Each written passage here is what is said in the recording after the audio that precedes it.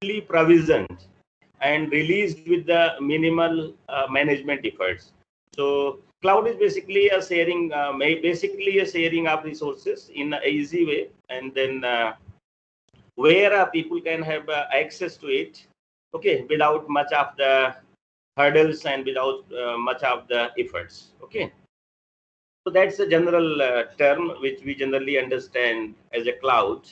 So there are going to be some essential characteristics of any cloud. We know that is on-demand self-service. Okay, so a consumer can unilaterally provision computing capabilities automatically without requiring human interaction. Okay, with each service provider. So then heterogeneous access is going to be there. So as far as on-demand self-service is concerned, basically this is going to be used in case of anybody wants to hire the infrastructure. Okay, so it's a kind of we are moving towards the utility computing. Like we use electricity, we use water. The same way we should be able to use the computing power. Okay, so whenever it is needed, we are going to request it and we are going to get it. So we generally avoid a lot of upfront cost, which is required to make a setup for any startup. Okay, so that's one of the reasons of cloud being successful. That is this cloud is providing its services as an utility services, and then there should be a heterogeneous access in case of the cloud computing. So these capabilities are available over the network and access through standard mechanisms that promote use by heterogeneous. It could be thin or thick client platforms, anything could be there. And definitely there are going to be a lot of resource pooling in that the providers computing resources are going to be pooled to serve multiple computers using a multi-tenant model actually. Okay, and a different physical and virtual resources dynamically are going to be assigned and reassigned according to the consumer demands. And also there is going to be heterogeneous access. Capabilities are available over the network and access through standard mechanisms that promote use by heterogeneous thin or thick clients. Basically, we are by all these characteristics, we are going to say that there are going to be heterogeneous resources which are going to be pooled there, and then there are going to be heterogeneous kind of users which are going to access them. So, providing the heterogeneous resource of pools to the heterogeneous kind of users is basically the essential characteristic of the cloud. Okay, so there is going to be a measured service. One of the characteristic is measured service also.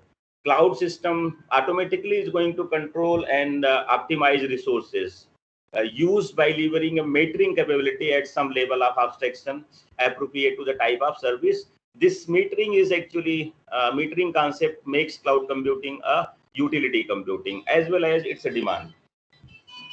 So it will provide analyzable and predictable computing platform definitely. So why do we go for this cloud computing? The one of the reasons is that there is going to be a data deluge. A lot of data is going to be there, and that need to be handled or that need to be processed. Rather than earlier, we used to have in the initial days like where HPC was to be there, like high performance computing. There, it was the question of the processing power rather than the question of handling of the data. Data sets are data was small, but we required a high processing capability so that we can compute the results. Okay, so there are going to be differential equations, very high differential equations of higher order degree, and then they need computation, which requires a lot of computing resources. But now the paradigm shift has taken place, where we have got this kind of cloud compute, this kind of computing, where a lot of data is going to be available and that need to be processed. Okay, whose throughput is going to be very high. So for this, there are going to be this kind of architecture where this cloud computing is going to be supported by our hardware virtualization, multi-core chips, and then utility and grid computing, and SOA, Web 2.0, web service mashups, and then automatic computing data center. So this cloud computing is, as you say, like represented in the Venn diagram, is going to take characteristics of all these things.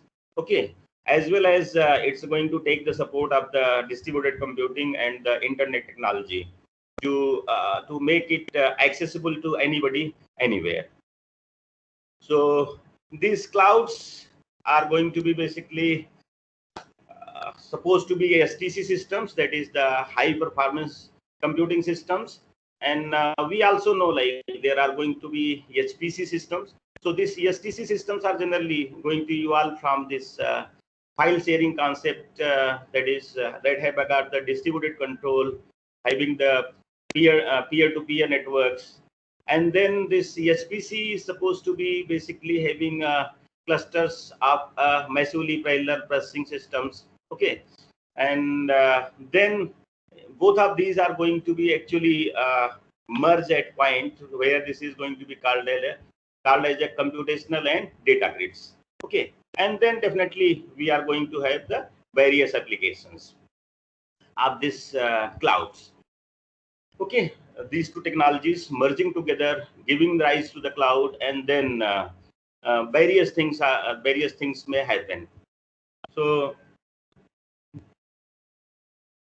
this has been shown in this particular diagram, high throughput computing and SPC is merging together, but still the basic philosophy behind the STC and SPC is a little bit different. Okay, so don't think like SPC can replace STC or STC can replace SPC, or both are going to be actually realized by one and the same system.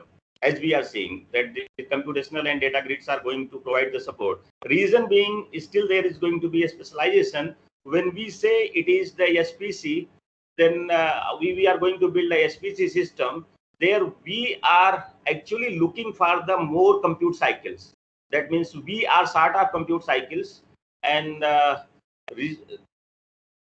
the processing power is the main thing, which is actually going to be a bottleneck in making the high performance computing systems or parallel computing systems to more powerful. But in case of the cloud computing, or where high throughput computing is going to be required, it's not the issue of actually CPU utilization. CPU is going to be utilized less, but we have got a lot of data, a lot of input output is required. So CPU cycles are going to be actually left, and those are shared with the various users by virtualization of this particular processor or CPU. So that is the basic philosophy. Still, SPC and STC are going to be used two different kind of applications. In one where high cycles of CPU is required, in another one high cycles of CPU is not actually required, but high input output operations are actually required. Okay, so that should be very clear about. We should be very clear about this particular concept. Like SPC and STC both are merging together, but still they are conceptually different.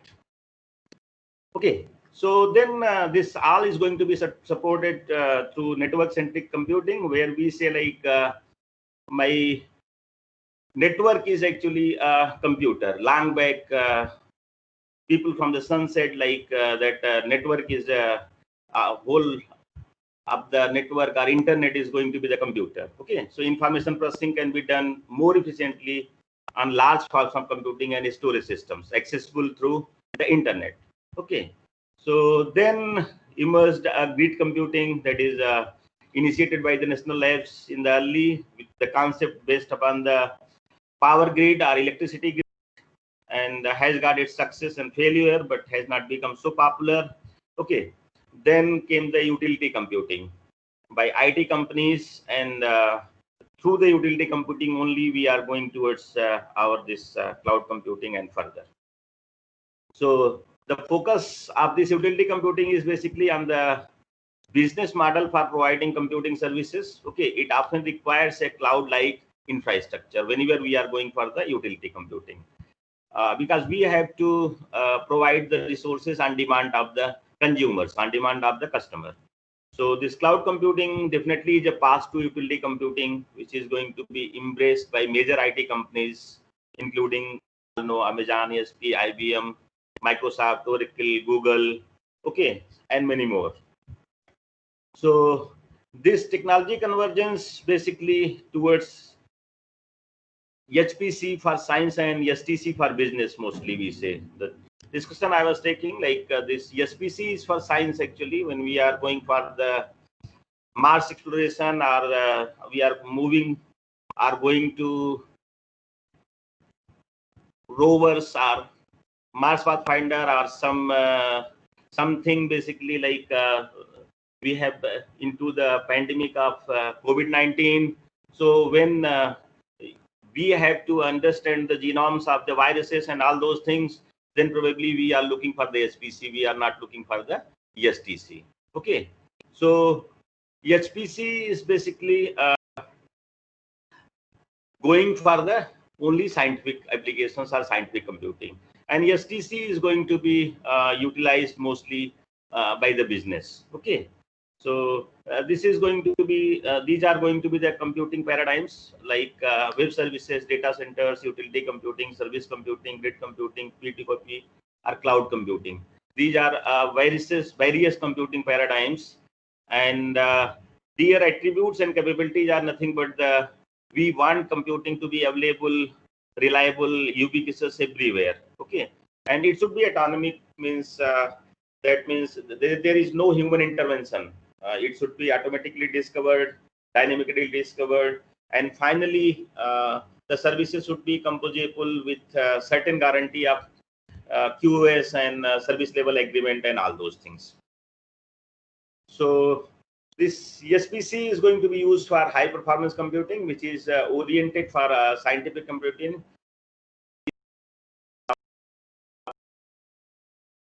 Petaflops also having systems made for the requirement into the engineering, like when we are making cars which are going to be like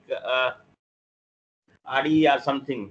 So they are going to install the SPC, which is going to be $1 billion. Okay, so they have that kind of requirement where they are going to make all these kind of vehicles, which is going to be having a very high performance. Okay, in STC for high throughput computing, which is oriented for business computing, basically such as internet searches and web services, we generally see Google search engine and all those things are the examples of the STC, or even the example of this social sites, like we have got a WhatsApp and we have got our Facebook. All these are the examples of the STC. So both SPC and HTC systems emphasize parallelism and distributed computing, and future systems must also satisfy the huge demand in computing power in terms of throughput, efficiency, scalability, and reliability. But still, the difference of SPC and STC will remain forever.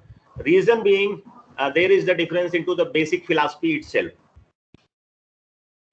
of the SPC and STC, and that difference is never going to die.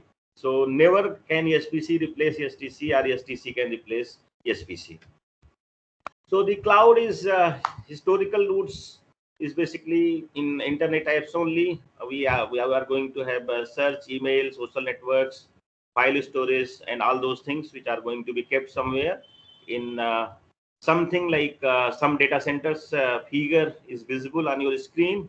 Okay, and we say like this all together actually coming together and making one huge system where computing resources can be accessed, our services can be accessed, is going to look like a cloud infrastructure itself. And this is going to be invisible backend for many mobile applications. And this is actually a model of computation and data storage which says that pay as you go. Okay, and access to the unlimited remote data center capabilities.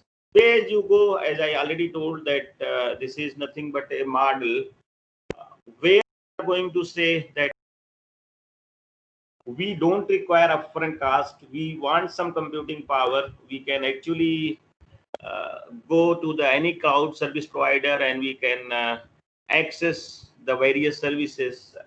It could be IaaS, that infrastructure as a service, or platform as a service, or software as a service. So all this is available, and there are actually companies which are providing all these to us. So this cloud computing, how it's different from the classical computing. Basically, if we are going for classical computing, we need upfront hardwares as well as upfront software, which is going to cost a lot. We have to test and evaluate and do a lot of things. But in case of cloud computing, we are going to subscribe the service and use, and we are going to pay only for what we are supposed to use or what we are using. Okay, so then there are going to be various service models, that is infrastructure as a service, then platform as a service, and then software as a service. So we can see there are going to be various, in this diagram we can see there are various companies which are providing these services. Okay, so like Google is one service provider, Amazon is another. So we have got Amazon EC2 as an infrastructure as a service. Philips also provides infrastructure as a service. Then there is going to be a Google. Google provides all these services, platform as a service, infrastructure as a service, software as a service. So like Google Docs we use, that is nothing but the software as a service. Okay. So there are going to be various applications which we can use, either infrastructure as a service or platform as a service or the software as a service. Okay, so these are three models under which various services of the cloud are going to be provided. That is software as a service and infrastructure as a service. And so these service models, generally we say, first we are going to have some servers, and then we are going to have an abstraction of those servers or of those hardwares which are going to be treated. That abstract platform or that abstraction is going to be treated as an infrastructure service, where computing power is going to be there, network is going to be there, and storage is going to be there. And then we can have any platforms where components and services are going to be provided. So various languages like Python, Java, libraries, all these can be provided as a platform as a service. And then applications can be provided like Google Doc, and there are many more. Microsoft also provides its services as an software as a service. So we can use, these are various service models actually. So we can use, and I hope most of you might be aware about all these sort of services. Okay, so I'll not go in much detail about these clouds. Okay, now I'll look at cloud as an utility computing provider or a service provider for our IoT devices. Okay, so here in this figure we can see there is going to be a cloud, and this cloud is supposed to get and supposed to support the smart wearable devices, and there are going to be various sensors, and there are going to be various smart things connected together. And then we have got some intermediary communication and processing devices, and finally data is going to be kept somewhere, and through the cloud and all these data services we will be able to provide the services to the various IoT devices. So this is basically we are trying to see, like I am going to use a cloud which can provide infrastructure as a service, or a platform as a service, or a software as a service for building our IoT devices. Okay, that's the idea, that for this amalgamation of the clouds, are rather than cloud providing utility services to the IoT based devices. So The Internet of Things, as we know, is nothing but the various things which are going to be there on the internet, connected via wireless or connected via wired system. Anyway, that means this is nothing but the, we think like that everything in the world is going to be connected with each other. So every object is actually a smart object, and it knows what it can actually do, and it also knows what it requires. And if any object is smart, basically, so it can provide its services whenever the services are going to be required, and it actually takes the services, or the environment understands what it is, what is needed by this particular object, and if it supports that environment, is supposed to be the smart environment. So this, as far as the definition of the Internet of Things is concerned, the definition of this evolves around the basically central concept: a worldwide network of interconnected objects. So everything in the world actually is connected. Okay, so there is where objects can be basically addressable through unique identity, and accessible through basically internet, sometimes via intelligent interface, and they are going to be self-organized and repairable. If this is going to be the characteristic, then we say like this is the Internet of Things, IoT. And generally we say a world of intelligent, adaptive, self-organized sensors, actuators, other devices and systems that use various network technologies to connect each and every object of physical world to the web of world. So that is our Internet of the Things. That is the definition which we generally perceive. The thing is here I'll go a little bit philosophical. Every object of the world is already connected, at least the objects which are conscious, including the human being, including the anything which is actually alive, any living things. Okay, maybe non-living thing is also connected. So I would say philosophically we are basically, right now we are connected via this medium of technology, through internet. You are sitting somewhere, I am sitting somewhere. We are connected through technology, through which we are able to communicate. But philosophy, we say we are connected.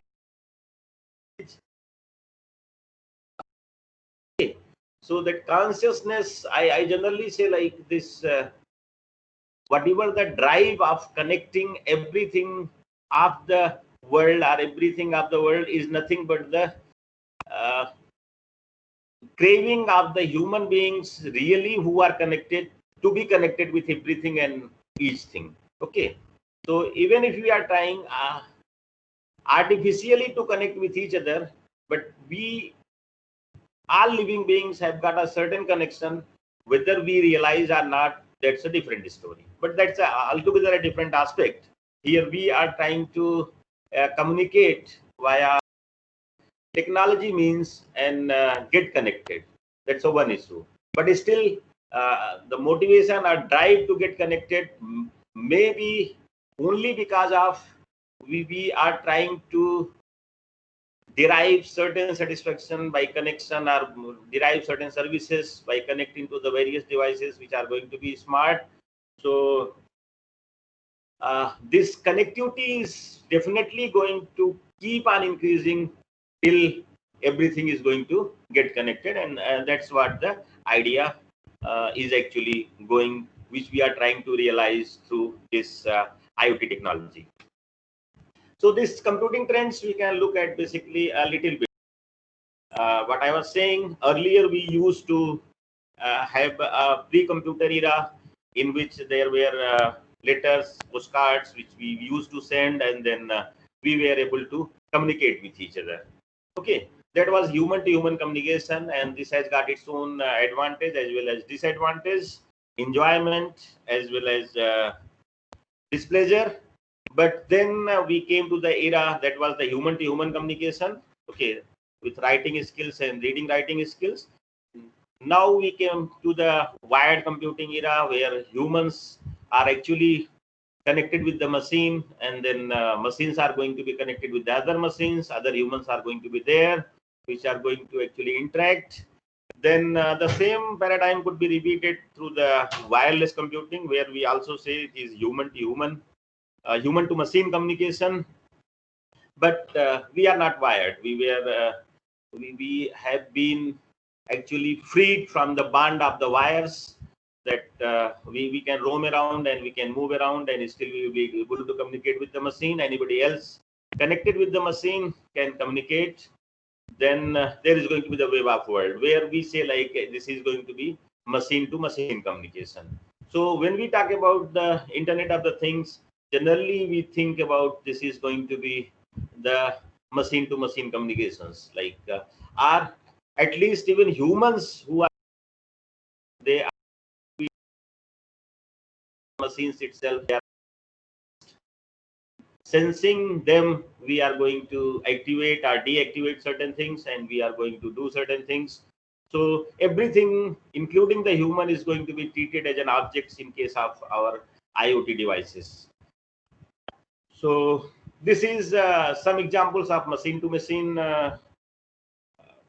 communication or machine to machine model. So for example, water meter device, it is going to be monitored by sensors, and then network, which facilitates end-to-end connectivity between various machines. Okay, so this can also be treated routers, and we have got all the connectivity through which we are able to communicate. This also can be machine considered as a machine to machine. Then there can be a radio access network, gateway, back server, can be object which are in certain respect, that is that can be considered as a machine to machine communication only, because I am speaking over here. Definitely there are going to be the various protocols of the TCP/IP through which we are able to communicate with each other. Definitely they are going to play in between it. So then devices like valve and all those things, which can be instructed to actuate or control to make the flow larger, or make the flow little bit slower, smaller. Okay, these devices, computer, which automatically are going to control and instruct other machines. So in all these cases, there is going to be a machine to machine communication. And so this is what the some predicted data, that is the global M2M connections, which is expected from 2013 to 22. Some study has been done by the Machine Research. They say like around more than 18 billions, 16 billions have in 2021, and in 2020 we are going to touch the 14 billion marks. Okay. Machine to machine connections. So machine to machine connections can be considered like any device which is going to be connected with another device, and both these are going to be certain devices where humans are not going to be involved, but it could be even a robot, or it could be even artificial intelligence enabled robot, or it could be a mechanical robot controlled by any device into the industry. So all sorts of devices. This could be your smartwatch, it could be your some wristband, which is going to measure calorie burns and all those things, which is going to communicate with your mobile, where these devices are actually communicating. These devices are one machine, and another device is going to be another machine. So this is some prediction. Devices are going to be there, and if this is going to be the trend, this much devices are going to get connected. Definitely we require manpower to actually handle all these kind of affairs. Then in Asia, this is something like how much it can go. So prediction for the Asia actually. So this is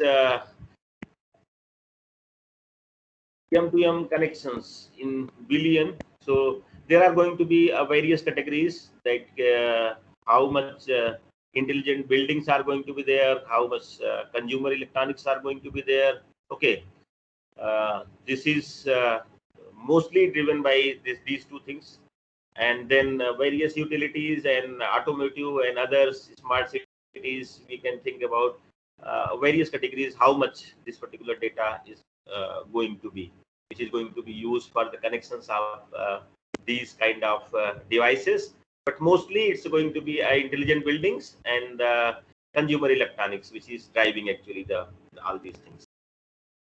And others are a little less contribution as far as the machine to machine connections are involved. So this is some sort of IoT evolution. We say like how the IoT has evolved. Trend is something, number of IoT nodes are going to increase actually with the linear curve. And then in 1990 we say like there were some personal computing and there were microprocessors which were connected with each other. And then we say in 2000 connection of places took place, like we have got the wired and wireless communication technologies, and then various computers got connected. We well know that how it evolved from the BNC connector to till now UTP connectors, and now wireless, and then personal area network, and then RFID and all those things. Okay, then personal infotainment, like a connection of the people in 2010. So all these devices which are going to be for the personal infotainment, like and mobility both, they actually are low power apps. And this will be microprocessors also should be very much energy efficient, and they are going to be used for connecting the people. And once the connection of the people basically through WhatsApp, through Facebook, are all those come under this category of softwares, or this category of evolution.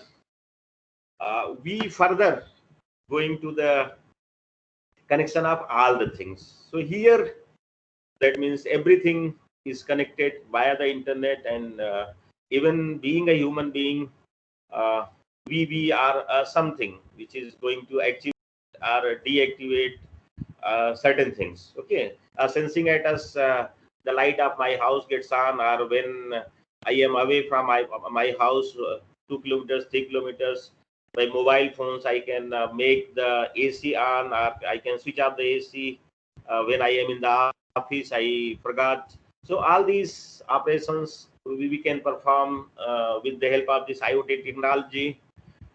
Okay, but something is like we are also slowly becoming a thing that's sometimes makes people who has crossed 50 or something like that a little bit worried. Are we things? Are we something more than that? Definitely, we are more than that. The people of every age will accept, but somehow the trend or the fears are like maybe someday we will become thing only. Okay, but that's another aspect. We should not have all these devices. That is low power, definitely advanced on chip power management techniques. Okay, and then lowest cost. Okay, it should be for the lowest cost, then a smart footprint. Devices should be very small, and security should be over the each node. Otherwise, the security can be breached, and then advantage may be taken. Wireless connectivity, plug and play, standalones, and increased intelligence at the edge. That means more processing power at the edge only, and microcontroller based monitor and control. All these things should happen. So this, if we are going to do all these things, this will be known as a pervasive computing. That the computing which is available all the time, everywhere, in every device. Okay, so this is, we can think of we are moving towards this.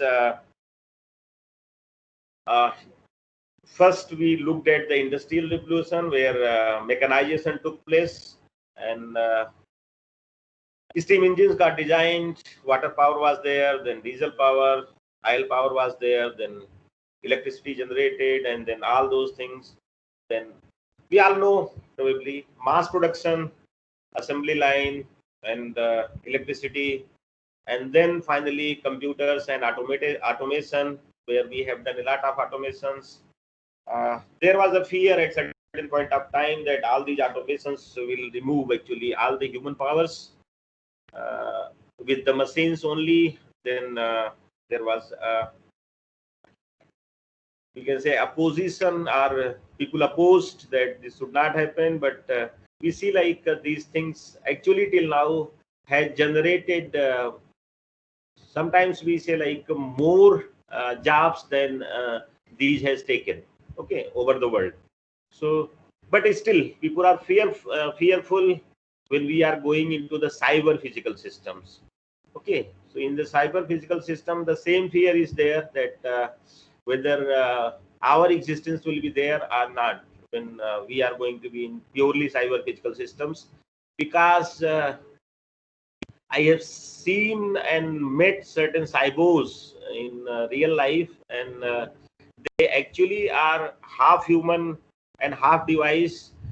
Meaning by what? Meaning that they have entered, or they have inserted many devices in their bodies which are capable of storing, keeping, communicating with many of the devices. But they have actually operated their body through doctors, and various devices has got inserted into their body, in their hands, in their legs. It's not like a kind of horror movie of the Hollywood, but it's a reality. There are people, they are known as cybers. Okay, so they say like very soon the normal human beings are going to be either eliminated or are going to be of no value. If you have got inserted this kind of chips and this kind of things, then only you will be able to do many of the things which are going to be required by the future. Otherwise you will be treated as monkeys being treated by humans.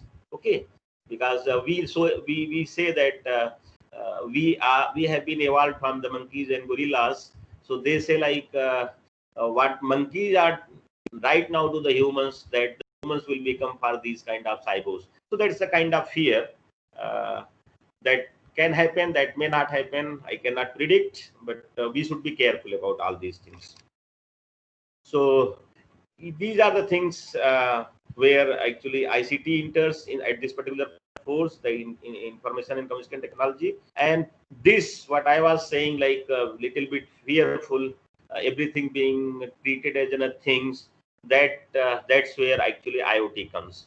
IoT has got a lot of promises, and IoT also has got a lot of fears. So we have to be very careful about, because any technology, as we know, is double-edged sword. So it can be used for the benefit of the human beings, or uh, it can be used for the benefit of the humanity. At the same time, it can be misused also. So that's the thing we should be careful about. And then we will come at the complementarity between IoT and cloud computing. So that is how these IoT devices, which we are saying like is going to be very low powered, and that means very efficient in energy, are going to be supported by the clouds. So we'll see like IoT devices are going to be pervasive. They are going to be everywhere.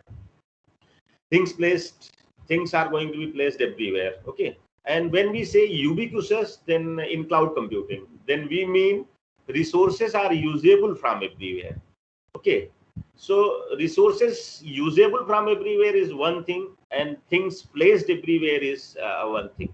Like pervasive. I hope most of you understand the concept of pervasiveness. But pervasiveness is can be understood with a very small example.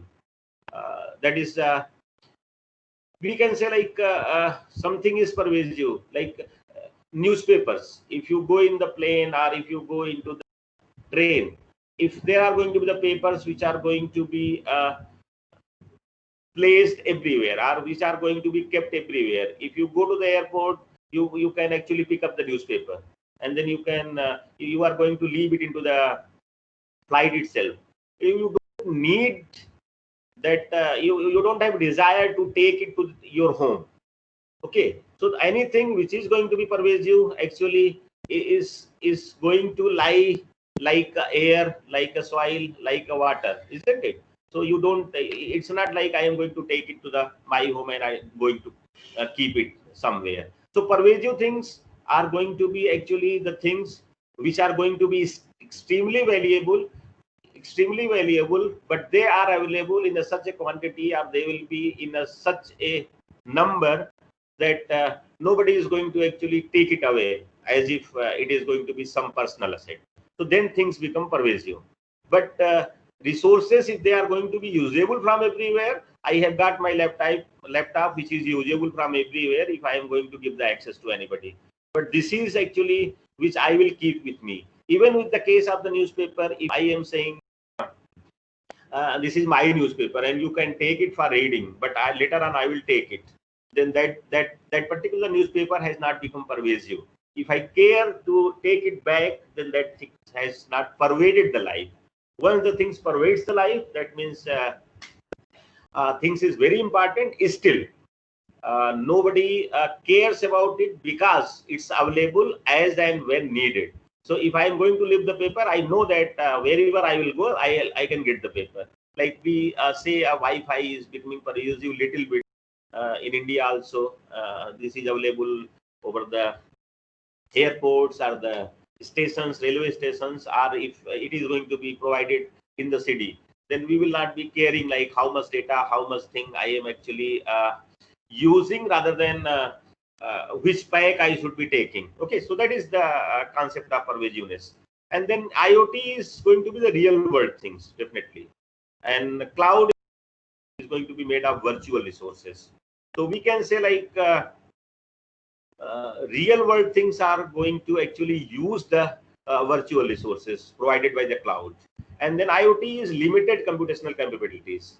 Okay, but cloud has got the virtually unlimited computational capabilities.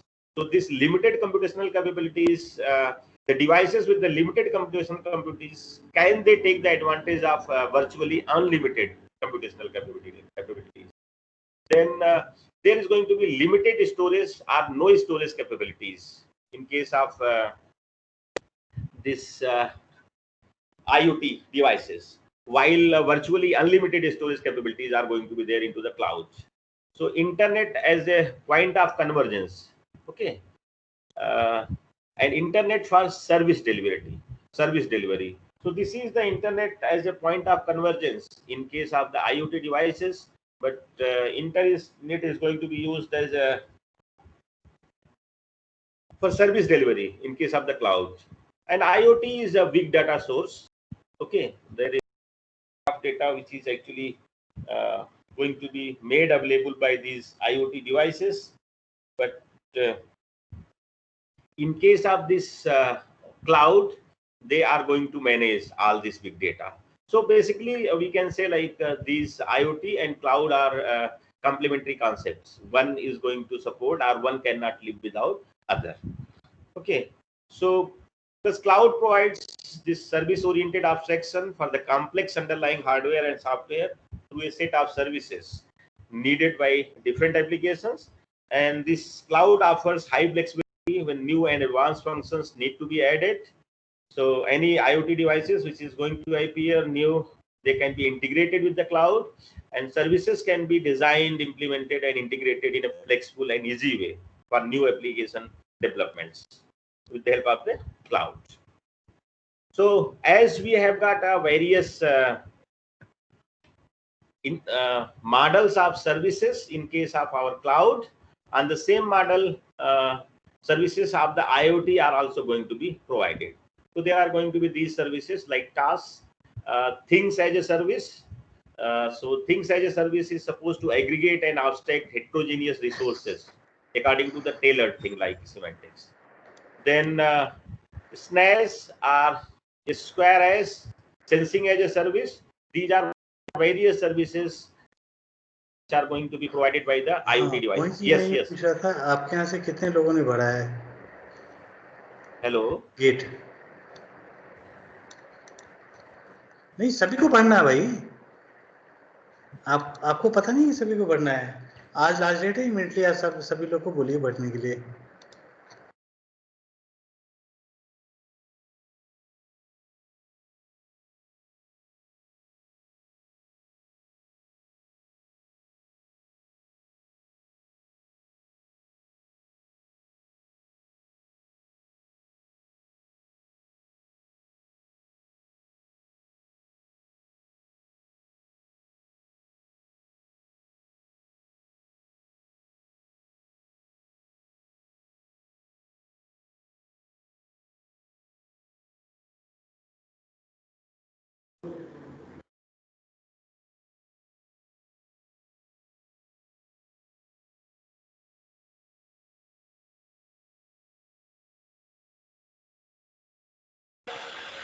Mute हो गया है sir, it is muted. Not audible.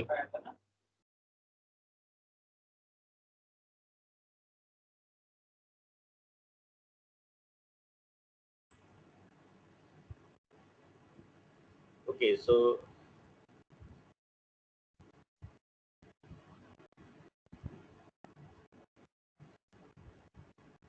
when I got muted, I probably when he was speaking, I hope somebody was at that time I was thinking like I might have got muted. Somebody is controlling this, so he is going to mute all actually when somebody is making a noise, like somebody was Sir, actually all other persons are have been muted by mistake. Sometimes if anybody has been unmuted, then we are trying to pause them. Yeah, I know, I understand. I use this platform. So if somebody is actually interacting amongst themselves, then we have to mute everybody. And whenever you are going to mute actually everybody, then just say me, I am going to mute, then I will be able to unmute myself. Okay, because I am looking at the slide, so I don't see like I have got muted. So, and there is no signal when I am going to get muted. So yes, sir, you are correct.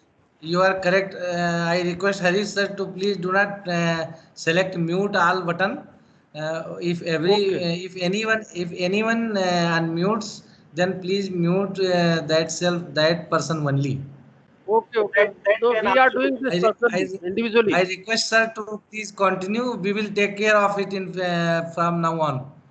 No problem. So no problem for me. Just tell me, inform me that I am muting all. Then also I can actually manage. I can unmute myself. But that would be better because the name of the person is going to appear who are speaking. So you can just directly search that person and you can mute them. That is also the way. So, but okay. So I hope I was talking about this. Sir, one point, Professor Uday Singh. Actually, I am getting the message for admitting the participant. Please check whether this right has been given to the individual or it is Sir, basically. we are doing this job. We are doing this job continuously. But continuously I am getting the same message. I think permission has not been given, provided to you. We two people are myself, Harish Upadhyay, and UP Singh sir are managing these things. And sir, I think sir should continue, please. Okay. Okay. Thank you. Thank you, Udayji. So I was talking about that these various service models are going to be there. I hope till this point I completed, and then that as there is cloud service models, there is going to be IoT service models also available. So these are the various scenarios. I have seen people. This is just an example, like where everything is going to get connected. There is going to be some house and then doctor and then buses and then vehicles, all are getting connected, and then entertainment and utilities, homes, offices also through the IoT. And then definitely you are looking at the figure and you can see like your workplace and your playing or your sport and your scientific innovation or your whatsoever is happening in the world, you can get connected through the Internet of Things. A small application I have seen practically actually somebody controlling their I don't know, I have not made, but I have seen many people generally in US who come over here and they are very fond of plants over the plants. So I controlling how much water and what is the what is the temperature there and how much water I should give. So controlling through the mobile actually the watering and all those things into their houses. So this is reality, and most of the people know like we can do anything and everything, or most of the things, not everything, through these IoT devices, and they can be used for the huge benefit of the human beings. Okay, as far as the energy efficiency or as far as the energy saving and as far as the resource saving is concerned. So this is the one of the uses which can be done. And then there are going to be, if we are looking at this in abstract way, what we are going to see, these are going to be the various nodes. But when we are going to look all these devices in abstract way, when we are going to take the abstraction, then we say like these are IoT actors actually, are the applications. So smart city, smart agriculture, smart home office, smart retail, smart metering, and smart transportation. All these are nothing but the various applications or various actors which are going to be connected with the IoT, Internet of Things, or they are going to constitute basically the Internet of Things and connected with the wireless sensor or the radio frequency identification devices or ID tags. Okay. So all these are some applications. And then we know smart shopping carts, these are the reality now. You can show in the big stores where you are going to actually keep your items into shopping carts, which are going to be RFID tag enabled. There is a small device into this these cards which are going to sense whenever you are going to keep, and you can make payment automatically. Everybody do it right now, Google Pay or whatsoever Pay, isn't it? So you can do the payments and you can get all the items which you actually paid for. So this is a smart refrigerator, just saving the energy. Example, basically, it recognizes what has been put into it, and recognizes when items are going to be removed. It is also going to notify you when items are actually expired, if they are going to be put into it, and it has been programmed like that. Shows recipes that most closely match with what is available in it. So what you can prepare. This also can show you like these are the items available, and this thing can be made to you, and you can access your refrigerator definitely from any handheld device like mobile or anything, from your office or from the Sampi complex, anywhere. So this is the some of the smart actors, or you can say smart devices which can be used in the life. So these IoT actors are generally supposed to be a constant devices, and they are going to have a low cost, low power devices that might have this following functionality. Okay, communicate on short distances. Mostly IoTs are going to have a short distance communication. So this is also known as in a personal area network, like house kind of things, where you are going to use this RFID or WSN kind of technology for connecting with each device. Sense environment data through WSN only, and then perform limited data processing. So these devices, whatsoever refrigerator or whatsoever smart cart are going to be there, they are not going to have the huge computing power. Okay.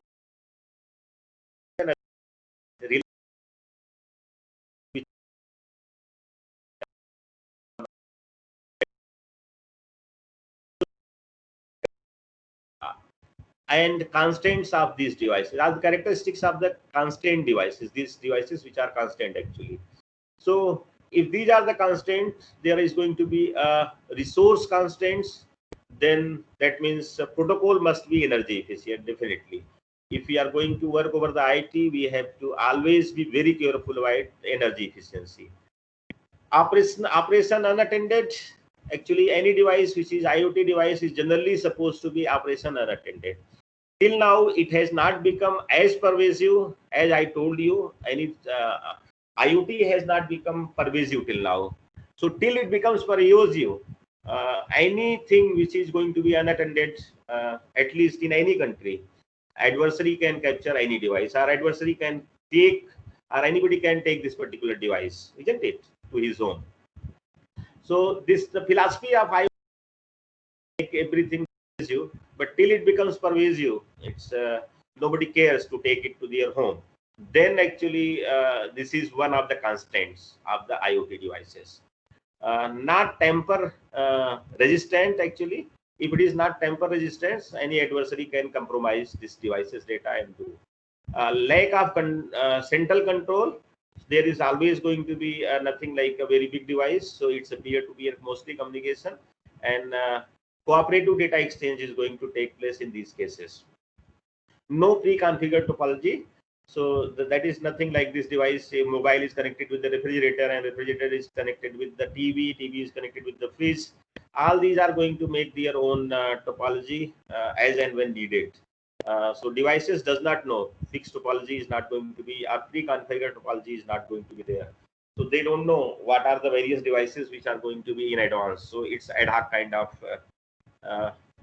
connections or ad hoc kind of arrangement which is going to be made, because things are supposed to be mobile in case of the IoT devices many of the times. So that's some challenges or some characteristics of these constraint devices. Okay, so constraint applications protocol, that is this is RFC 7252. It says like there is going to be at the beneath, you have got the 802.154 protocols, and then 6 low PAN, isn't it? Low power personal area network using IPv6, then UDP, then constraint access protocol, then resources, then sensor, and then you have got a certain proxy server, and then finally you are going to access the client over the internet.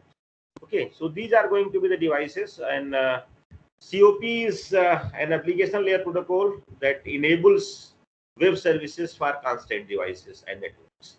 Okay, so then if we are using this kind of protocol, and then we can have the connections which are going to be, there are going to be the IoT hubs of the IoT devices, various servers, home automation, healthcare, all these can be connected using this particular protocol.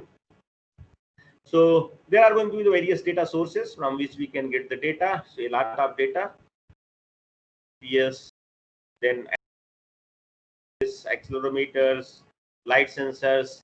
Right now, even people generate data by their even smartwatches, isn't it? They are walking, and then they are saying like, I walked for 5 kilometers and 10 kilometers. I burned this much calorie, and I went throughout the city. And today I did cycling for 35 kilometers, and sending the data. So all this kind of data, because of whatsoever regions, are actually flooded, internet and everywhere. Okay, so there is going to be a lot of data source, and we are going to have a lot of data. Okay, so all these data are going to be generated by this particular device, that is our IoT devices. So then this is an example of IoT where we are looking for, like, every person is being tracked. Whenever person comes, he is going to cross, isn't it? Then actually the some device you are saying, like driverless vehicle, if person is moving, it's going to stop, senses and goes, isn't it? There are going to be smart dustbins where anything can be put, and all these kind of environments we can imagine. And this I have seen it in basically Singapore or in Hong Kong, or if you go in Taiwan, these countries are very advanced.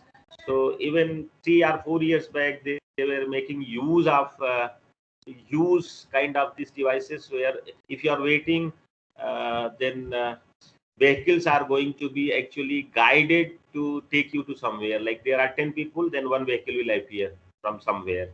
So all are like these are the concept of smart city or smart things or smart IoT, you can say. So many advantages of these IoT devices and smart devices definitely we are going to have in our lives. So ecosystem components, we will little move towards, like we have seen like what are the advantages, what are the protocols.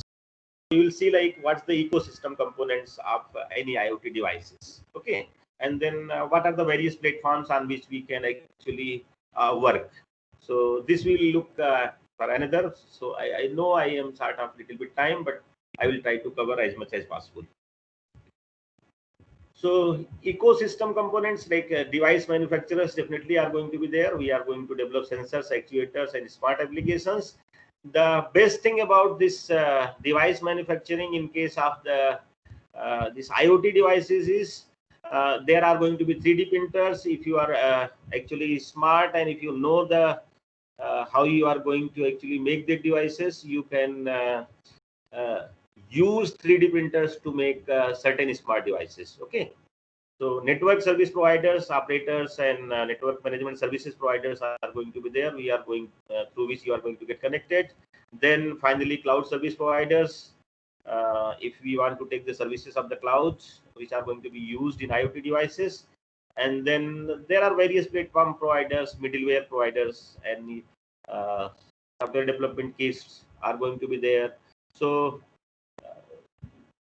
various softwares like middleware, probably I hope everybody knows it, but like you have WebLogic server, like you have got Apache server. All these are going to provide you the middleware services. Okay. Third-party application developers, analytics providers, tools, and APIs are going to be provided. So these are some ecosystem components for the IoT and cloud integration, I should say. So then these are IoT, and then there are going to be the various apps which are going to be developed, and then there is going to be certain platforms where you can do it, on yourself. These are the prototyping platforms. So they are cheaper and modular in nature. So Arduino, you might be knowing, you can use this .NET micro frameworks. So there is going to be basically some informations which are going through now, which you can actually install and use and develop some IoT applications. Okay. They can be programmed with common languages also, C, C++, Python, C#, Java, JavaScript, etc. Various platforms are available. More importantly, over the last few years, they have become more interoperable with each other. Okay. So this allows product designer to combine different prototyping platforms together. So these are some platforms actually which are available for programming the IoT devices. Then probably everybody who works in IoT knows, like you can use this small computer system to support IoT prototyping. Raspberry Pi might be available in any institution, very cheap. Very cheap means not so costly. Okay, so single board computer developed by Raspberry Pi Foundations of UK with the intention of promoting the teaching of basic computer science in schools. So we have it in our labs, and anybody can buy it. It's not very costly. So however, more recently, Raspberry Pi are heavily used in IoT product prototyping also. So we have got a lab like Cisco incubator centers in which all these devices and tools are going to be there. If you have got the time after Corona, you can visit and see our labs also in our institute, MNIT Allahabad. Students and staff is working, and they are making devices and all those things over here. So had it been some lecture like when Corona was not pervasive, or anybody coming actually can see it, how it actually works.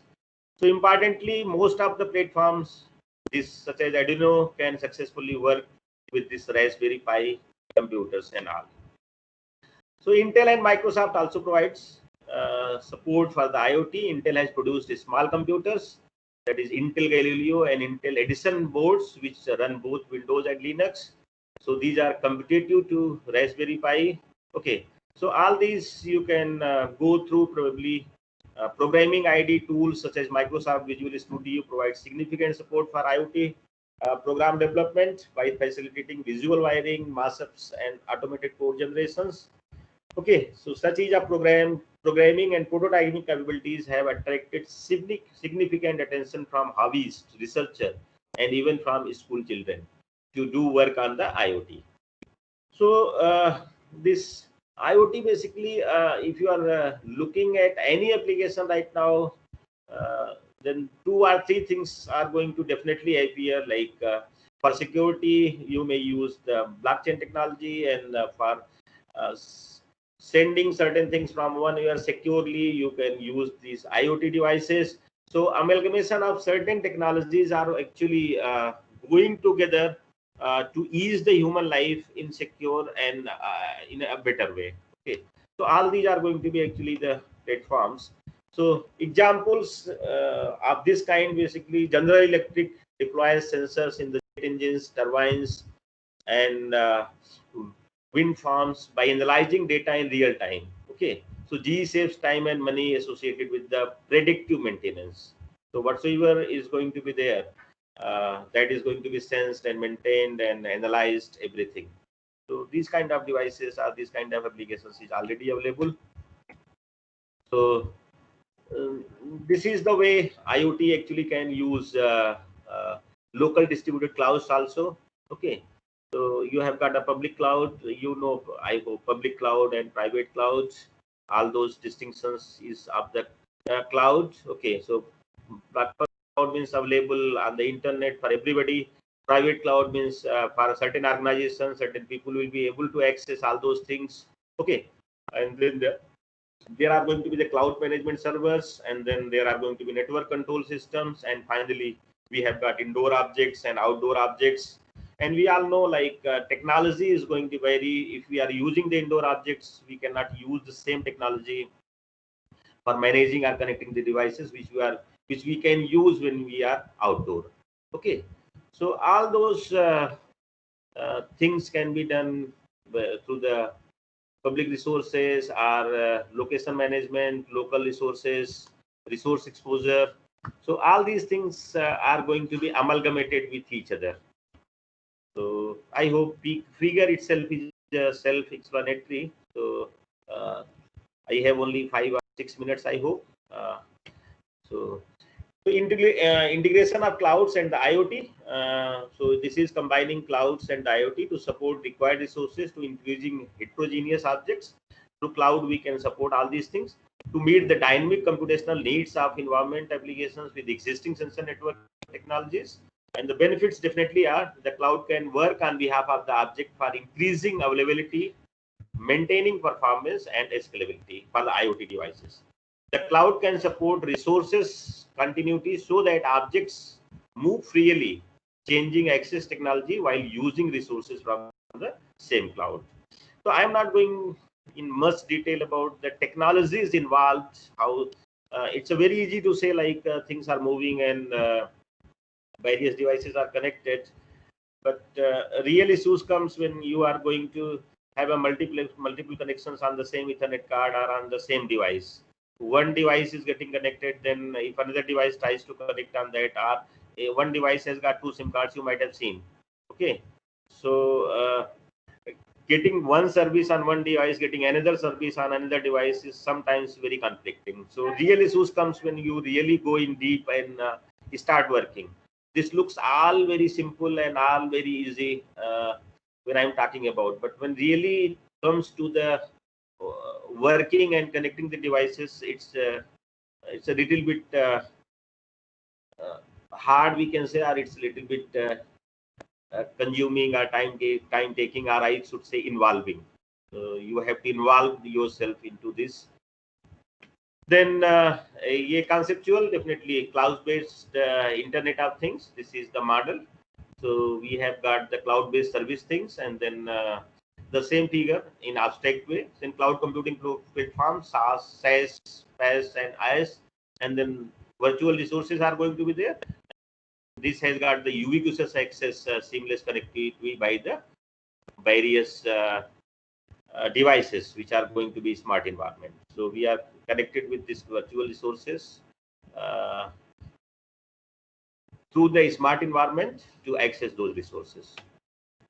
So key features of clouds to support the IoT. These are certain features which any cloud should have if it wants to, if it has to provide the support to the IoT. So there are several features, okay, for just providing support to the resource constraint objects. That is the flexibility of resource allocation. Like sometimes it may be requiring a very small resource. The cloud should be able to provide that small resource. That means they should not say like below this much I will not be able to provide. Okay, and then if they are going to provide a very small chunk, then cloud has to manage like whom, what he has provided, and how much he has to charge, or cloud provider has to charge. So more intelligent applications support should be there. Energy saving, no on-site infrastructure should be there, and heterogeneity of the smart environment. So even creating one environment, I may require hundreds of services from the cloud, and then scalability and agility, and finally how the virtualization is going to be supported. So this is just I have almost finished. This is domain-specific survey of IoT cloud platforms. That is, if you are looking for certain domain, like in research domain, application development, device management, system management, heterogeneity management. So these are various domains. Okay, in these domains, data management, analytics, these are the various domains of the IoT cloud platforms. And we have got the various platforms actually. So you can look later on also. I will send the slide. So domain-specific survey, application development is going to be KA platforms is going to be given. Okay, it is an open source multi-purpose middleware IoT platform. So licenses through Apache. So all these are going to be about the Carriots is another platform, Tembo, and then IBM IoT, and then there is going to be some standardization. We should be supported for the IoT platforms. It's still in the very early stage of its development. Not very much standardization has been done. Okay, to the heterogeneous devices. So, and problems of the existing little bit IoT, they need much context awareness. Okay, and there are going to be little middleware support for the IoT devices, IoT cloud, and IoT node identity is still a challenge because we have not totally shifted to the IPv6 platform. Still, there are many devices which are working on the IPv4 platform. So, and is one of the greater challenges which should be actually taken care of. And then obviously fault tolerance for the IoT devices is little bit challenging as they are very small, and then duplicating them or managing them is little bit difficult. Okay, so through these imminent challenges, basically perception, that is the context awareness in which context device is working, smartness, basically context management, whatever is required should be available, scalability, heterogeneity, integration, and then finally invisibility. So that should be there in case of this IoT devices. Finally, geo distribution of these devices, mobility, considering the various mobile objects, resource provisioning for constraint objects, and application awareness, big data considering dynamics of traffic pattern, and connected objects and interdisciplinary fusion services. All these are challenges. Finally, we can conclude like the cloud-based IoT service environment actually is going to combine the cloud computing, big data, finally, and the IoT. And it aims to efficiently support various services using cloud and analytics technology from different kinds of objects like devices, machines, etc. That we can conclude basically these two devices, IoT and cloud, can go in hand in hand as they are complementary of each other, so they can support each other. Thank you all. Thanks a lot for listening patiently.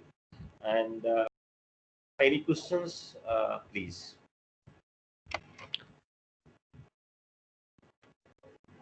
Thank you very much, sir. Thank you very much, sir. Am I audible? Yeah, thank you. Thank you. You are audible. Yes, sir. Now the session is open for questions. Audience, please, if you are having any query, you may raise hand or you can unmute yourself directly and ask the question.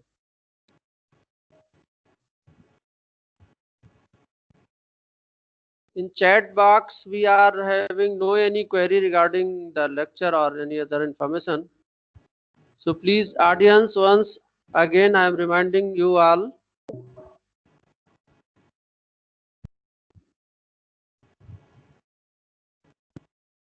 Sir, we find that there is no any query. No problem. That means everybody understood what I said, or nobody understood anything what I said. Yes, sir. Yes, sir. Definitely, that So was too much simple. I believe that Some everybody parts- understood what I Excuse said. me, Harish Yes, sir. yes. Anybody is willing to ask question, please. So Please I ask. hope that there is nothing very special. It's just an introductory lecture. That's what we can do in any such a talk. Because Sir, we there is a query from Padmaja Joshi. How many industries have gone to use this platform till now in India? Which type of query is this? Madam, you may ask the question directly. Padmaja Joshi, madam. no. Many companies are using at least IoT for managing their. At least I have seen like they have got this smart parkings. So whenever you are going to park your cars, and they are going to charge somewhere in the cities, and even in any company, at least I have seen like they are making their parking which is going to be smart. So you are going to be guided over there. And in many industries inside, they are using in some way or other the IoT platforms.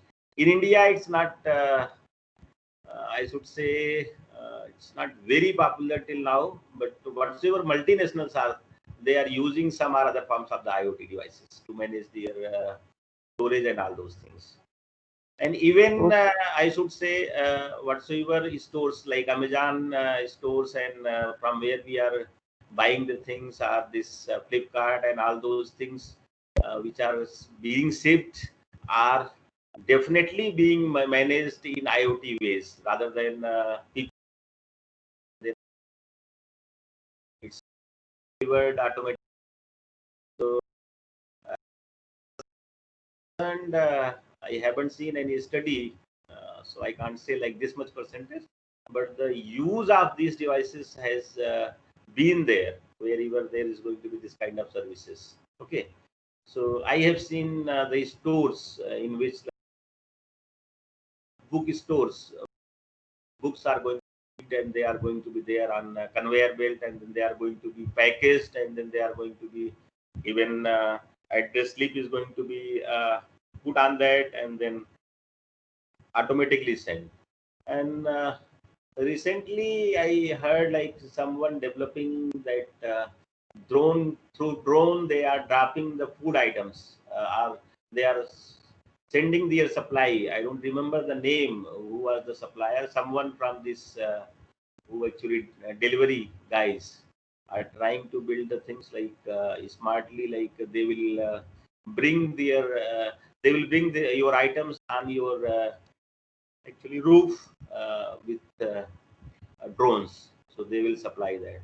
So practically how much they are using, I'm sorry that I can't say that this much percentage of industries has moved towards IoT. Okay. Okay, and here is final comment from Sandeep Vijay that lecture was very much informative, and I hope this is the voice of every audience present in the session. And with this, thanks a lot, sir, for joining us. And now over to UP Singh, sir, to introduce our next speaker, Professor Y.N. Singh, sir. Thank you. Thank you, sir. Thank you, sir. Thank you for the comments. It's a lot encouraging if you get such a kind of comments. I would also like to. Yes. I would also like to request Professor Yadav sir to provide us a PDF of his PPT. Many of the recipients have asked this. So I am requesting on behalf of all the recipients, if you can provide, please. You are welcome, sir. Thank you very much, sir. Definitely. I am going to mail it. I am going to just mail after 2 minutes. That's it. You will get in 2 minutes. No problem. Thank you. Now our next expert have already joined. This session will be conducted on AI powered IoT. We all know that without AI, artificial intelligence, everything is incomplete. I request participant to please unmute. Sorry, please mute so that you can listen me and the expert clearly. So this session will be conducted on AI powered IoT, artificial intelligence powered IoT, and this session lecture will be delivered by Professor Yogen Narayan Singh, sir. He is presently working as a professor in Department of Computer Science and Engineering, Institute of Engineering and Technology, Dr. APJ Abdul Kalam Technical University, Lucknow. Most of us know the institute. Us are also aware of the good name of sir. Respected participants, please mute your mic. Respected participants, please mute your mic. There is a lot of noise. Professor Y.N. Singh sir has served more than 25 years of academic profession in various capacities of lecturer, assistant professor, associate, and professor and head of the department. He received his MTech degree in computer science and engineering from Indian Institute of Technology, Kanpur, India, and he earned his PhD degree from Indian Institute of Technology, BHU, Varanasi, India. He has authored 2 books. He has to his credit over 50 research articles published in international journals and conferences of repute. Dr. Singh is interested in the areas of pattern recognition, machine learning method, algorithms, computer vision, big data analytics, medical image computing, and biometrics. In person, I know many students who have worked and are working under the able guidance of sir. His research aims to explore the knowledge of mathematics, artificial intelligence, cognitive science, biological sciences for providing the solution to problems related to biometric recognition, machine vision, intelligent medical computation, and human-computer interaction. Most welcome, sir. I request you to please start your expert lecture to benefit all of us.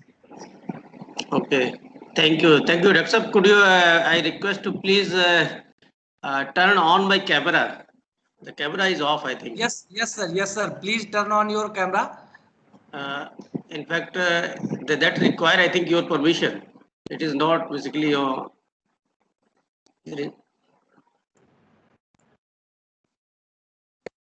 Because my camera is off. Turned camera is off. Whether I am audible? Yes, sir. You are audible. Yes, sir, you are audible. But the camera is basically off. This is. So please, sir, turn Just on your beside camera. the mute button, there is a camera, the symbol for camera also. Turn camera on or off. No. I am just clicking over that one, and but want to use a camera and mic for the meeting, but it doesn't allow actually. So could you please basically allow from your end, from host side? Sir, I think it is not governed from my end. Okay. And I think system has to be allowed for camera access.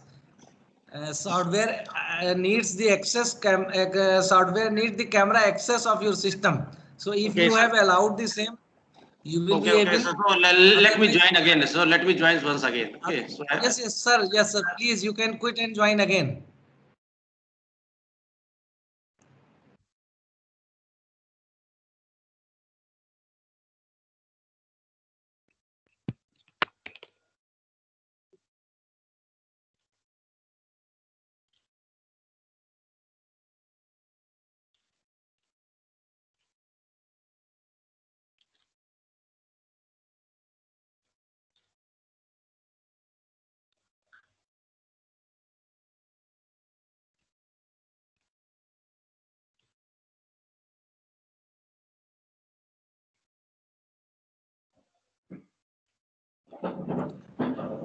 Due to this new software, many of us are feeling a lot of difficulties, and I can understand the difficulty faced by each and everyone.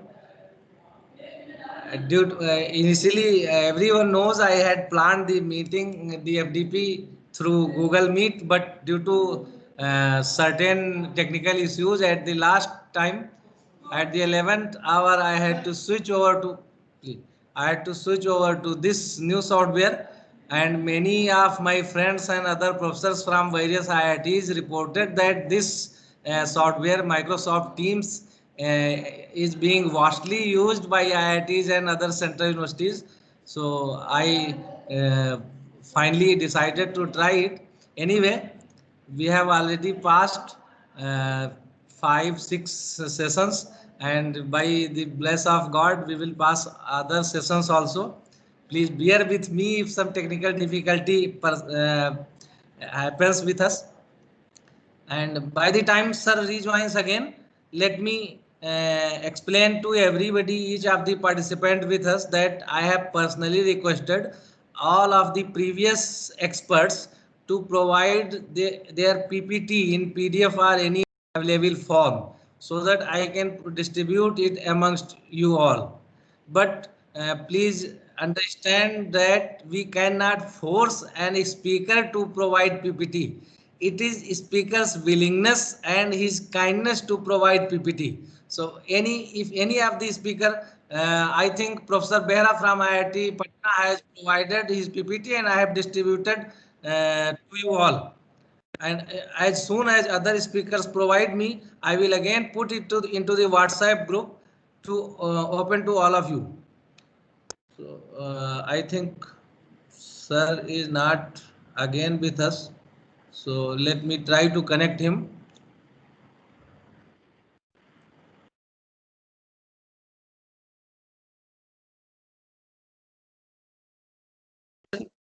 Are you hearing me?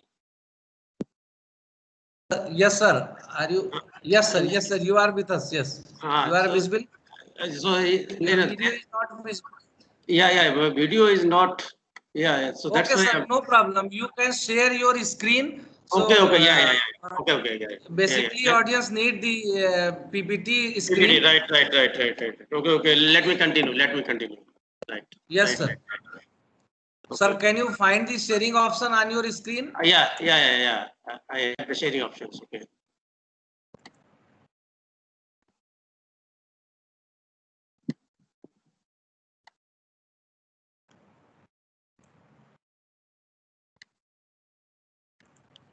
So, Dr. Singh, could you please confirm this slide is visible?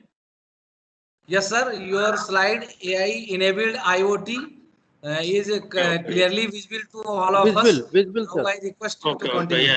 So good afternoon to all of you. It's my pleasure to give this expert lecture on this IoT 2020 Atal FDP organized by REC Sonbhat. And in fact, I would like to share my observations